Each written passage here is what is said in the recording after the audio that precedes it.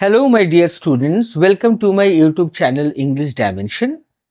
তোমাদের সাথে আজ ISC ক্লাস 12 র‍্যাপসোডির একটা খুব ইম্পর্টেন্ট পোয়েম শেয়ার করব।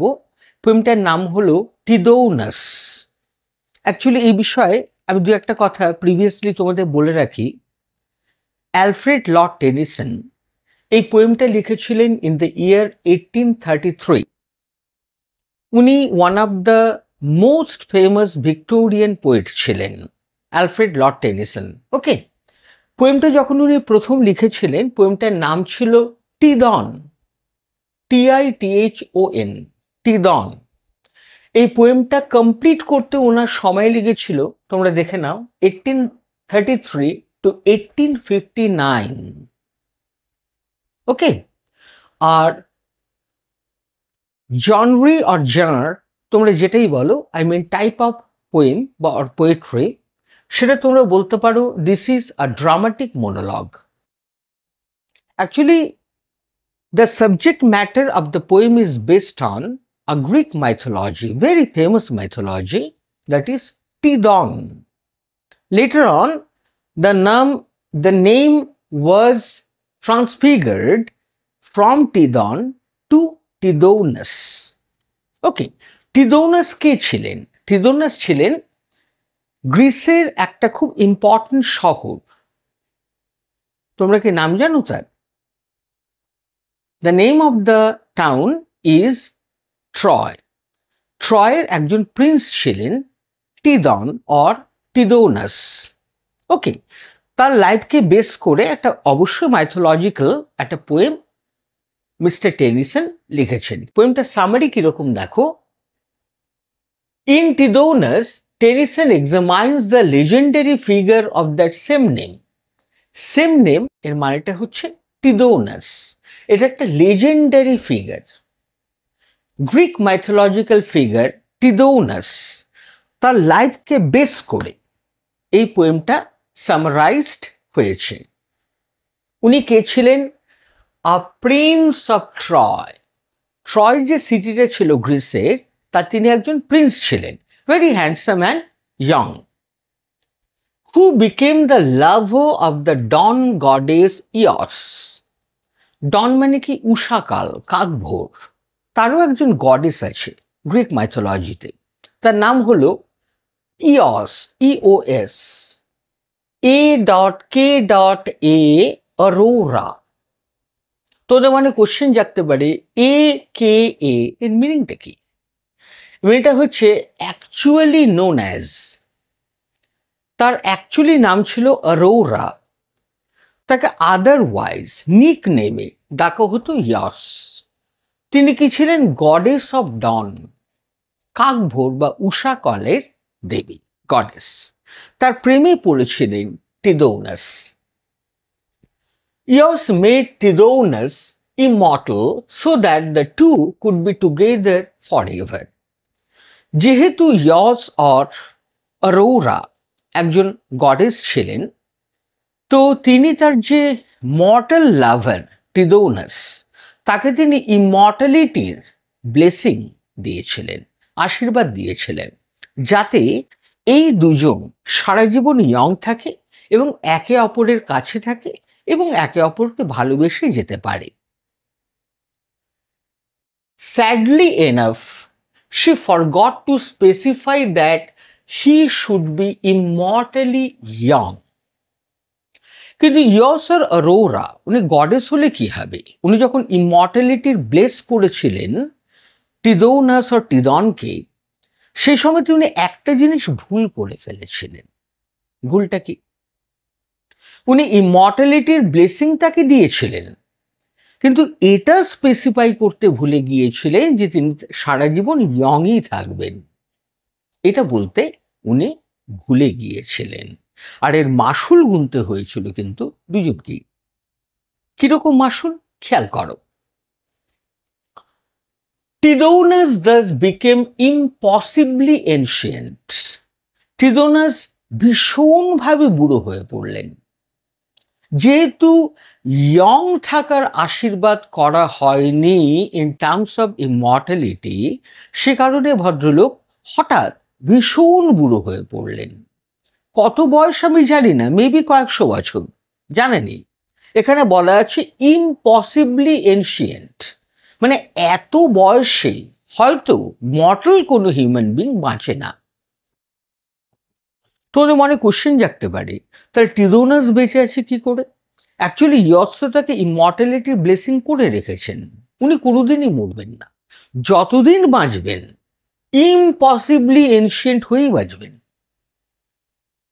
আর বুড়ো বয়স, যেটাকে আমরা বলি সেনিলিটি, সেটা নিজেই একটা কার্স, অভিশাপ। আর তার যে জ্বালা যন্ত্রণা, মৃত্যুর ভয়, রোগ ব্যাধি, সেখান থেকে তো তার মুক্তি নেই, কারণ সে ইম্পসিবলি এনশিয়েন্ট। তাহলে তার ক্ষেত্রে ইমর্টালিটির যে ব্লেসিং, সেটা একটা কার্স, ওটা ব্লেসিং নয়। The miserable Tithonus is this poem speaker, and his reflections capture the dreadful pain of old age. তাহলে টিদোনাস হচ্ছে এই যে পোয়েমটা, এই পোয়েমটার স্পিকার, বক্তা। টিদোনাস নিজের কথাই বলছেন। কিসের কথা বলছেন? ইমর্টালিটি একটা কার্স হতো না যদি ইয়স প্রিভিয়াসলি সে ভুলটা না করতেন। উনি ইমর্টালিটি ব্লেস করার সময় ইয়ং কথাটা স্পেসিফাই করতে ভুলে গিয়েছিলেন। তার মাসুল গুনতে হয়েছে ডাইরেক্টলি টিদোনাসকে, ইনডাইরেক্টলি ইয়সকে। ইনডাইরেক্টলি কিরকম? কারণ তিনি তার লাভার টিদোনাসকে ইয়ং হিসেবে কোনোদিনই পাননি, ঠিক কিনা? তাহলে দুজনেই সাফার করেছেন, একজন ডাইরেক্টলি, একজন ইনডাইরেক্টলি। তো his reflections capture the dreadful pain of old age. আমি এইমাত্র তোমাদের স্পেসিফাই করলাম যে ওল্ড এজ নিজেই একটা কার্স। তো ওল্ড এজহুড, এরা যখন তার জীবনে এত বড় একটা কার্স, একটা লম্বা টাইমের কার্স, লম্বা টাইম বলতে কি, সে তো মরবে না কোনোদিন, সে তো ইমর্টাল। এর মানে হাজার হাজার বছর, লাখ লাখ বছর সে বেঁচে থাকবে। আর এই লম্বা টাইম তাকে বুড়ো হয়েই বাঁচতে হবে। অতএব ওল্ড এজের যে ডিজিজ, যন্ত্রণা, মনের কষ্ট, অ্যাগোনি, সেগুলো তাকে প্রতি মুহূর্তে সাফার করতে হবে। And the mercy of death, সে সবসময় কি প্রে করবে, কি উইশ করবে, কি লং করবে, সেটা হলো তার যাতে ন্যাচারাল ডেথ হয়ে যায়।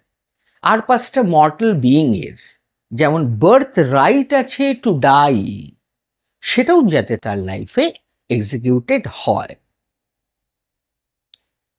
In this poem, death in this poem is kindly. Humanity simply wasn't meant to live forever. Actually, এই পোয়েমে ডেথকে দেখানো হয়েছে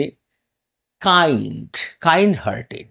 সে কাইন্ড হার্টেড, পোলাইট ডেথকে সে তার লাইফে ইনভাইট করতে চায়। কারণ দেখো, nobody wants to be immortal but aged. আমরা যদি ইয়ং হিসেবে সারাটা জীবন হাজার হাজার বছর বাঁচতে পারতাম, সেটা অবশ্যই একটা ব্লেসিং। কিন্তু আমার যদি ন্যাচারাল ওল্ড এজ আসে, তারপরে যদি আমি ইমর্টাল হয়ে পড়ি, সেটা একটা কার্স হয়ে যাবে, কারণ senility itself is a curse. যাই হোক, তো humanity simply wasn't meant to live forever. কোনো মর্টাল বিইং সারা জীবন কিন্তু বাঁচে না, একটা মিনিমাম টাইম পিরিয়ড থাকে। যেমন হিন্দু মাইথোলজি বলে আমাদের এজ হচ্ছে 60 ইয়ার্স, 60 ইয়ার্স মানে 60, 1 মিনস 20 ইয়ার্স। কিন্তু বাইবেল মানে খ্রিশ্চান যে মাইথোলজি, তারা বলে 70 years, 60 years and 10. 1 means 20, 3 means 3 into 20 plus 10 is equal to 70 years. যাই হোক, তো 70 ইয়ার্স যদি আমরা অন অ্যান অ্যাভারেজ ধরে নিই একটা মর্টাল বিইংয়ের লাইফ স্প্যান, তো সেই ক্ষেত্রে তারপরে তার ন্যাচারাল ডেথটা কিন্তু এক্সপেক্টেড। কেউ 100 বছর বাঁচে, কেউ 20-30 বছর বাঁচে, কেউ কয়েকদিন বাঁচে, কেউ 100 বছর প্লাস বাঁচে। আমি অন অ্যান অ্যাভারেজ বলছি 70 ইয়ার্স, 60 to 70 ইয়ার্স। এর মধ্যে মানুষের ডেথ কিন্তু এক্সপেক্টেড, তাই না? কিন্তু কেউ যদি ইমর্টাল হয়ে বুড়ো হয়ে থাকে তাহলে সেটা বুঝতেই পারছো তোমরা। And to one day become earth in earth is no terrible doom. তো যখন তার ন্যাচারাল ডেথ হয়ে যাবে, যেটাকে আমরা বলি ন্যাচারাল ল, ডেথ হয়ে যাবে, সেটা কিন্তু তার কাছে একটা ডুমিং ডে, কিন্তু আমাদের কাছে বিষয়টা ন্যাচারাল। কিন্তু যার জন্ম আছে তার মৃত্যু কম্পালসারি, যার শুরু আছে তার শেষ আছে। কিন্তু টিদোনাসের শুরু হয়েছে কিন্তু শেষ নেই, কারণ সে মর্টাল কিন্তু impossibly aged. But a natural relief, মৃত্যুটা হচ্ছে একটা মর্টাল বিং এর কাছে একটা ন্যাচারাল রিলিফ, যে বুড়ো বয়সটা বেশি লম্বা সময় তাদের সাফার করতে হয় না।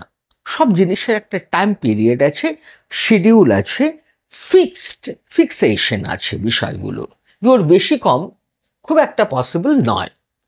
The aged Tithonus feels horribly out of place in the gleaming halls of morn.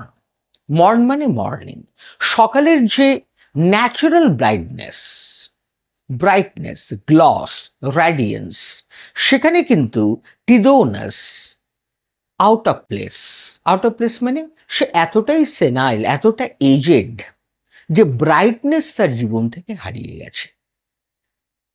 Brightness কাদের মধ্যে আছে? যারা ইয়ং, যারা অ্যাক্টিভ, যাদের জীবনের উইশ ফুলফিল হয়নি, তারা উইশ ফুলফিল করার জন্য ছুটছে, দৌড়চ্ছে, অ্যাচিভ করতে চায় সাকসেস। আর একজন 100+ মানুষ, তার জীবনে কি পাওয়ার থাকতে পারে? সে সবকিছু পেয়েই তো এরকম একটা এজে এসে পৌঁছেছে, তাহলে তার জীবনে কোনো আশা নেই। আর আশা যার জীবনে নেই তার বাঁচার মানেটা কোথায়? ঠিক কিনা?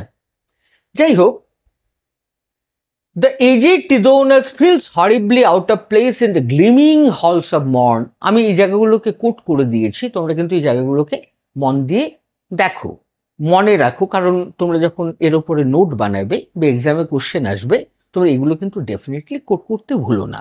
ওকে, The celestial palaces he shares with his lover Eos. দেখো, যেহেতু সে ট্রয় সিটির প্রিন্স, তার ফাদার হচ্ছেন কিং, অতএব সে একটা প্যালেসে থাকে, এটা স্বাভাবিক। ইয়সের সাথে যখন তার প্রথম পরিচয়, প্রেমালাপ, অ্যামোরাস এক্সচেঞ্জ অফ কনভারসেশন, সে সময় কিন্তু বিষয়গুলো হয়েছিল প্যালেসের কোনো ঘরে, প্যালেসের ভেতরে অন্দর মহলে, যেটাকে আমরা বলি সেরাগ্লিও। ঠিক আছে, এবার সেখানে একটা ব্রাইটনেস আছে, সেখানে একটা রয়্যালটি আছে, সেখানে একটা সফিস্টিকেশন আছে, কিন্তু বর্তমানে সেগুলো কোথায়? তাই না? এই যে cheerfulness, radiance, expectation, longing, chasing for success, এগুলো তার লাইফে কোথায়? সবই তো হারিয়ে গেছে। শুধু তাই নয়, তার জীবন থেকে ইয়ং সুন্দরী ইয়সও তো হারাতে চলেছে। কারণ দেখো, তুমি একটা জিনিস ভাবো, একটা ইয়ং বিউটিফুল প্রেটি লেডি, তার সাথে 100+ কোনো বুড়ো রিলেশন কি থাকাটা স্বাভাবিক? সেটা কি ম্যাচিং? ঠিক না? এটা ভাবার বিষয়। যাই হোক, মার্ড কথার মানে ডিসফিগার্ড, অ্যান্ড ওয়েস্টেড কথা মানে shrivelled by the long merciful passage of time. সময়ের ভারে, বয়সের ভারে উনি ডিসফিগার্ড হয়ে গেছেন। ডিসফিগার্ড মানেটা কি?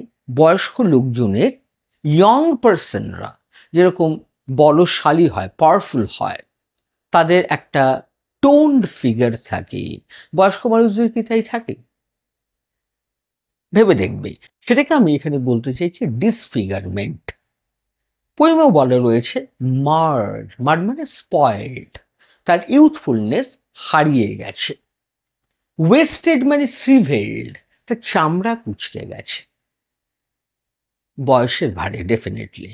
বুঝতে পারছো?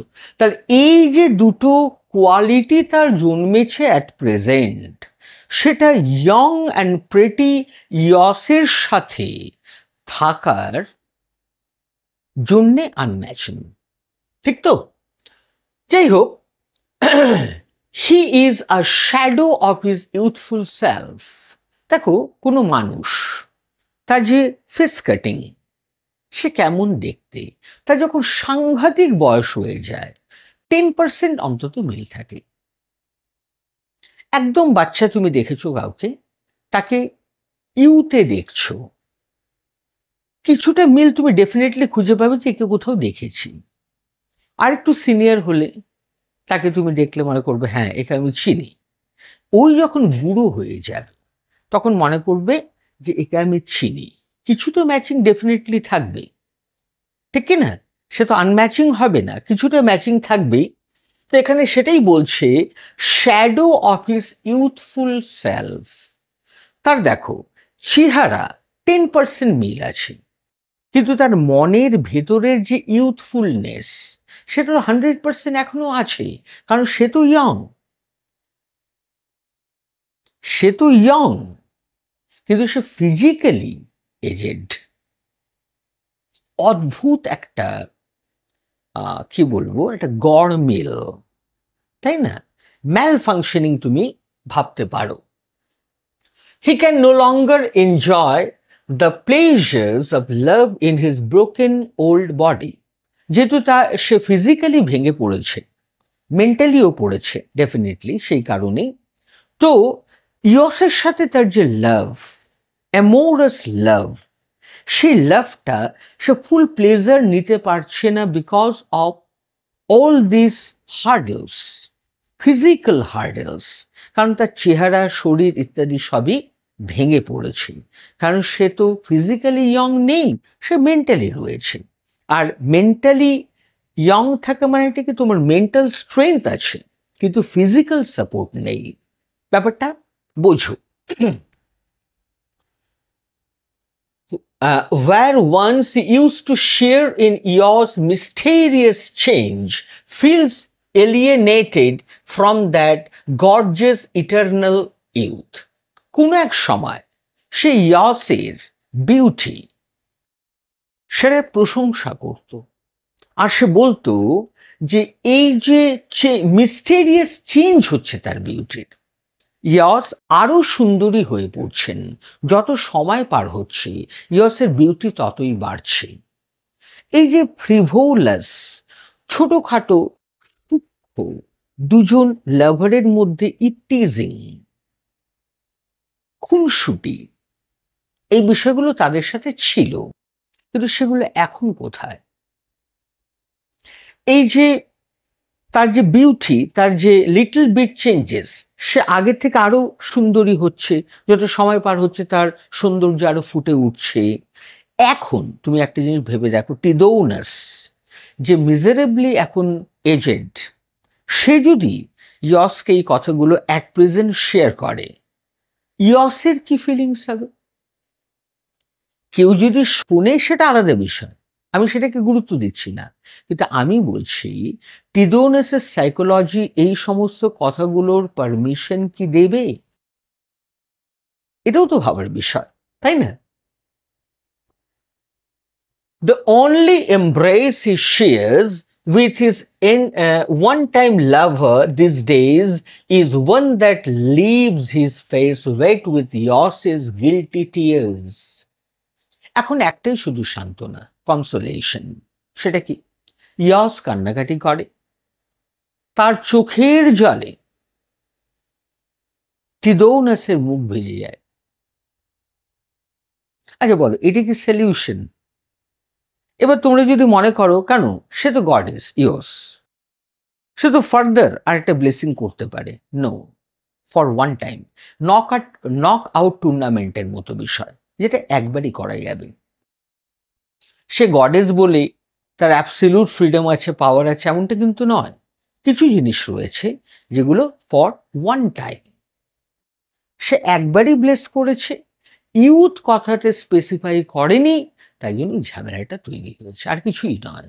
সে যদি ইয়ং অ্যান্ড ইমর্টাল হতো, লাইক ইয়স তো ইয়ং এবং সে মর্টাল গডেস, একটা মর্টাল বিং টিদোনাসকে সে মর্টাল বানিয়ে তার সাথে রাখতে চেয়েছে, দ্যাটস অল। কিন্তু সেটা পারেনি বিকজ অফ হার ওন ফলি। সে নিজে ভুল করেছে, তার মাসুল দুজনকেই গুনতে হচ্ছে।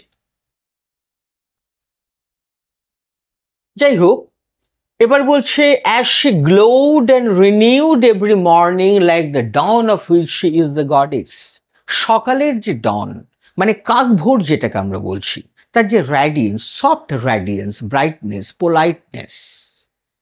পোলাইটনেস অফ নেচার, এই বিষয়গুলো যতটা সুন্দর, অ্যাস্থেটিক্যালি বিউটিফুল, তার থেকে বেশি সুন্দর পসিবলি ইয়স বা অরোরা, কারণ সে ডনেরই গডেস।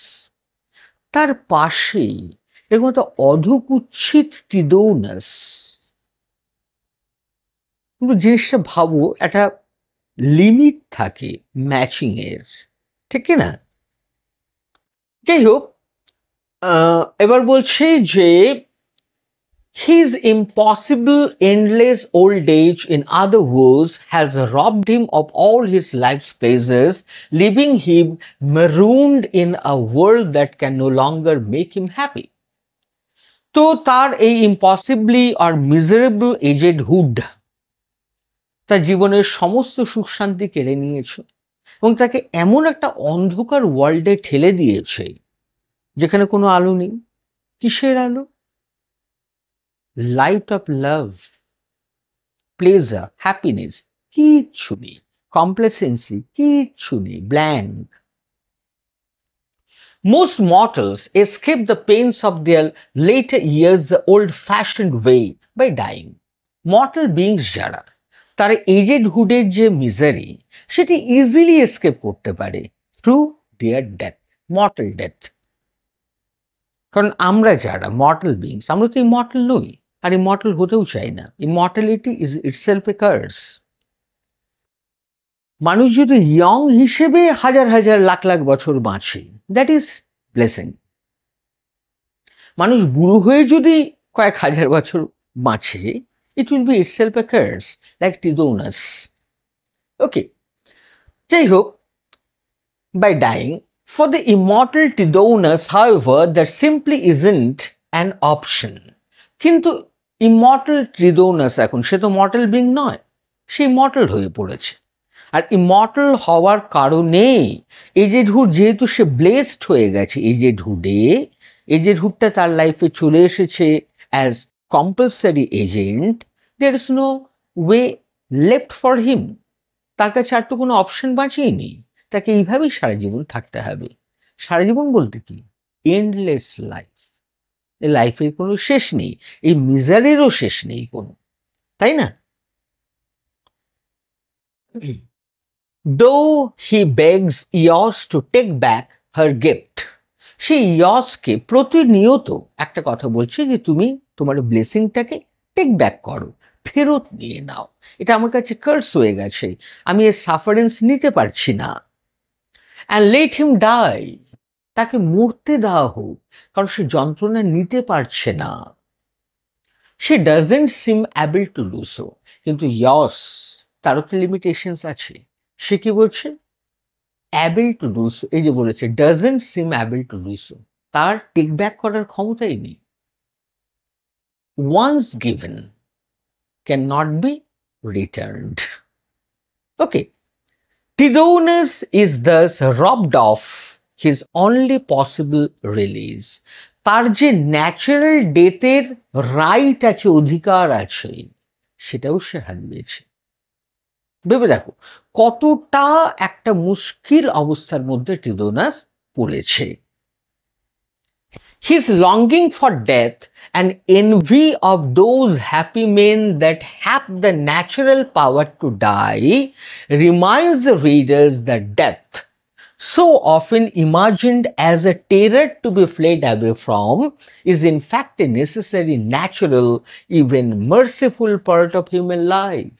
কি অদ্ভুত কথা দেখো, his longing for death, তার মৃত্যুর যে আশা, অ্যান্ড এনভি অফ দোজ, আর সেই সমস্ত লোকদেরকে এখন হিংসে করতে আরম্ভ করেছে যাদের ন্যাচারাল ডেথটা ন্যাচারাল, অর্থাৎ মর্টাল বিং ন্যাচারালি মারা যায়, সে মর্টাল বিংদের দেখে সে এখন হিংসে করতে আরম্ভ করেছে, কারণ সে তো মরতেও পারছে না। রিমাইন্ডস দ্য রিডার্স, এই দুটো ফ্যাক্ট রিডার্স যারা, তোমরা আমি, এই যে রিডার্সরা, এদেরকে রিমাইন্ড করাচ্ছে। কি রিমাইন্ড করাচ্ছে? That death so often imagined as a terror to be fled away from. Death mortal বিংদের কাছে একটা টেরার। আমরা ডেথকে এসকেপ করতে চাই, অ্যাভয়েড করতে চাই, যদিও সেটা পসিবল নয়। জানো আমাদের জীবনের সবচেয়ে বড় ট্র্যাজেডি কি? আমরা বাঁচতে চাই, আমরা ডেথকে টেরার মনে করি, ডেথ থেকে পালাতে চাই, কিন্তু আমাদের মরতে হয়। এটাই জীবনের সবচেয়ে বড় ট্র্যাজেডি। অথচ টিদোনাস সেটাকে মার্সি মনে করছে লাইফে, because he is cursed. So often imagined as a terror to be fled away from, mortal বিংরা টেরার মনে করে, ওরা সেখান থেকে পালাতে চায়, কিন্তু আসলে ডেথটা কি জানো? Necessary, natural, even merciful part of human life. মানুষের জীবনে ওটা ন্যাচারাল, নেসেসারি এবং মার্সিফুল। কারণ গডের সন্তান আমরা, চিলড্রেন। গড তো চায় না তার বাচ্চারা দুঃখে থাক, কষ্টে থাক, রোগ ভোগে থাক। ওই জন্য একটা সার্টেন এজ হলে গড আমাদের টেক ব্যাক করেন। আবার যদি নেক্সট বার্থ বলে কিছু থাকে, মানুষ সে বার্থটা আবার জন্মায়, রিবার্থ হয় তার, ঠিক কিনা? এভাবে লাইফ সাইকেল চলতে থাকে পৃথিবীতে। মর্টালদের কথা বলছি, আমি টিদোনাসের কথা বলছি না। ওকে, যাই হোক, ইজ ইন ফ্যাক্ট নেসেসারি গেল। Old age with its frailty and loss is far more unkind. Old এজটা কিন্তু নিজে ভীষণ আনকাইন্ড, ভীষণ মার্সিলেস। তার কারণ ফ্রেলটি। ফ্রেলটি কথার মানেটা কি? রুগ্নতা, গন্টনেস। রোগ ভোগ হয় মানুষের, অ্যানিমিয়া হয়, খিদে কমে যায়, মেমোরি লস হয়, রিজেনারেশন অফ সেল হয় না, তার জন্য আস্তে আস্তে শরীর স্বাস্থ্য ভেঙে যায় এবং মানুষের মৃত্যু ঘটেছে, তাই না? তো ওল্ড এজটা কিন্তু অবশ্যই আনকাইন্ড ফর মর্টাল বিংস, ঠিক আছে? Perhaps this poem even suggests that this embrace of death is a kind of wisdom that only comes with age. দেখো, মানুষের বয়স বাড়ার সাথে সাথে উইজডমও বাড়ে। গড অদ্ভুত বানিয়েছে মানুষের লাইফ সাইকেলটাকে। ছোট্টবেলা একটা বাচ্চার মেমোরি থাকে 0, একদম ছোটবেলার কথা বলছি। যখন সে লার্নিং চালু করে এবং এজ গেইন করে, আস্তে আস্তে তার মেমোরিটা এক্সপ্রেস হতে আরম্ভ করে। সে পড়ে, শেখে, নিজেকে এক্সপ্রেস করে, মনে রাখে, অনেক অ্যাক্টিভিটিস বাড়তে থাকে।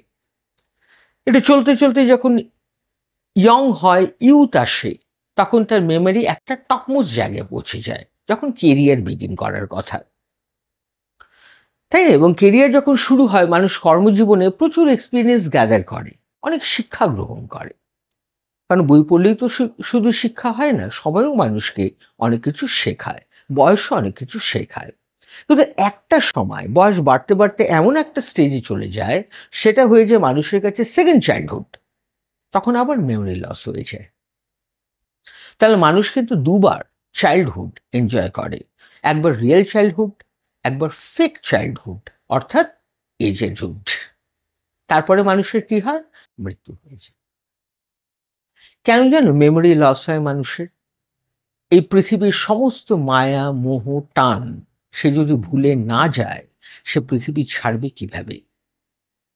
তাহলে মর্টাল বিংদের জন্য এই যে কনস্টিটিউশন ফর ডেথ, এটা কিন্তু গডের নিজের হাতে লেখা, এবং সেটা অনেক বেশি সাইন্টিফিক, ঠিক কিনা? আমি কিন্তু মর্টাল বিং অর্থাৎ তোমরা, আমি, আমাদের কথা বলছি। যাই হোক, The arrogant young Tithonus could never have imagined wanting his glorious life to be over. যখন Tithonus as the prince of Troy, উনি ইয়ং ছিলেন, হ্যান্ডসাম ছিলেন, সুন্দর দেখতে ছিলেন এবং অনেক বেশি অ্যারোগ্যান্ট ছিলেন। অ্যারোগ্যান্ট মানে কি, উনি ভালো যুদ্ধবাজ মানুষ ছিলেন, উনি গ্রেট ওয়ারিয়ার ছিলেন, ব্রেভ ছিলেন, গুড ফাইটার ছিলেন, যাই হোক, এবং ভালো লাভারও ছিলেন। কিন্তু বিষয়টা কি বলতো, সেই সময় তিনি অ্যারোগ্যান্স দেখিয়েছিলেন, কারণ তা দেখানো সাজে। অ্যাকচুয়ালি অ্যারোগ্যান্স কারোর জন্যই ভালো নয়। পোলাইটনেস হচ্ছে is the best option, is the best medicine. Okay, মানে আমাদের সবাইকে কিরকম পোলাইট হতে হবে জানো? As polite as a grass. ঘাস যেমন পোলাইট, সেরকম পোলাইট হতে হয়। ঘাসে পাড়া দিয়ে চলে যাবে, ঘাস দেখবে দাঁড়াবে না, প্রতিবাদও করবে না। এরকম পোলাইট হলে তোমার শত্রু জন্মাবে না কোনোদিনই। টিথোনাস হট ব্লাডেড ছিলেন, ইয়ং ছিলেন, হ্যান্ডসাম ছিলেন, প্লাস প্রিন্স ছিলেন। তিনি অ্যারোগ্যান্টও ছিলেন। আমি বলছি না এটা গুড ক্যারেক্টার, ঠিক আছে, বলছি না, উনি অ্যারোগ্যান্ট ছিলেন। এবং ডেফিনেটলি হয়তো তার যে বিউটি, তার যে কি বলবো, হ্যান্ডসাম যে নেচার, ক্যারেক্টার, সেটার উপরে উনি গর্ব করতেন ডেফিনেটলি হয়তো, ঠিক আছে। যে এখন সেগুলো কোথায়? ওকে, the elderly Tithonus wants nothing more than to be those who have every natural right to die. এখন টিথোনাস ইমর্টাল থেকে মর্টাল হতে চান, কারণ তার বার্থ রাইট আছে মরার, সে মৃত্যুটা তিনি কামনা করছেন। তাহলে বুঝতে পেরেছ, একজন মর্টাল প্রিন্স, সেটা গডেসকে ভালোবেসেছে, সে ইমপ্রেসড হয়ে তাকে ভালোবেসেছে এবং তাকে ব্লেসিং দিয়ে ইমর্টাল বানিয়ে দিয়েছে। শুধু একটা ছোট্ট ভুলের জন্য এই যে কাপলটা, এই যে ম্যাচটা, গুড ম্যাচ, সেটা তৈরি হতে পারেনি। তো এই যে তোমার mythological figures, Tithonus and Eos or Aurora, যাই বলো তোমরা, এটাকে বেস করে এই টিথোনাস পোয়েমটা অ্যালফ্রেড লর্ড টেনিসন লিখেছেন। তাহলে এর জন রে, তোমরা বলো, অনেকে জার বলে, অ্যাকচুয়ালি এটা ঠিক নয়, ব্রিটিশ উচ্চারণ হচ্ছে জন রে। সেটা হচ্ছে ড্রামাটিক মনোলগ। আর ইয়ারটা বললাম 1833, আসল নাম ছিল টিদন। তো তোমরা এই সামারিটাকে ভালো করে মনে রাখো, দেখবে তোমাদের নোট লিখতে কোনো অসুবিধে হবে না।